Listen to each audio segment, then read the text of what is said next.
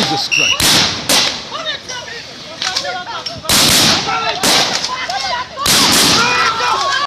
Au moment où la police nationale est accusée de réprimer violemment les manifestants, son porte-parole adjoint dément. Dans une conférence de presse animée ce 26 mai, Pierre Nkurikiye indique que les policiers se conforment à la loi pour disperser les manifestants. À propos des gaz lacrymogènes lancés à l'intérieur des ménages, Pierre Nkurikiye, porte-parole adjoint de la police nationale, endosse la faute aux manifestants.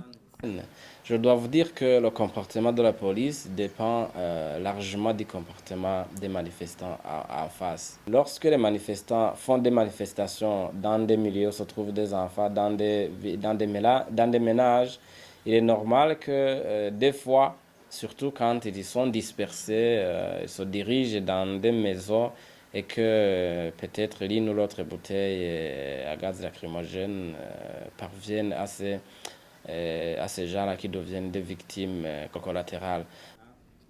Le porte-parole adjoint de la police nationale explique que les policiers ne tirent pas sur les manifestants à balles réelles. D'après lui, ils sont touchés par des balles perdues.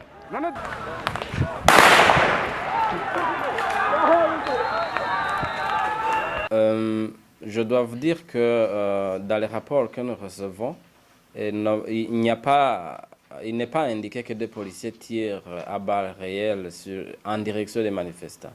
Je pense qu'il faut distinguer les choses. Les policiers peuvent tirer à balles réelles, mais c'est en l'air, ce n'est pas en direction des manifestants. Que la plupart des gens qui ont été blessés ou qui sont morts suite à des balles réelles l'ont été par des balles généralement perdues.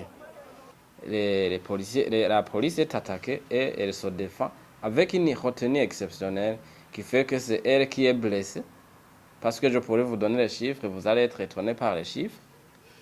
C'est au moins 4 fois supérieur aux dégâts enregistrés par le côté manifeste. Malgré ces propos, des morts et blessés sont enregistrés chaque jour. Les manifestants qui demandent à Pierre Nkurunziza de renoncer au 3e mandat accusent toujours les policiers de tirer sur eux à balles réelles.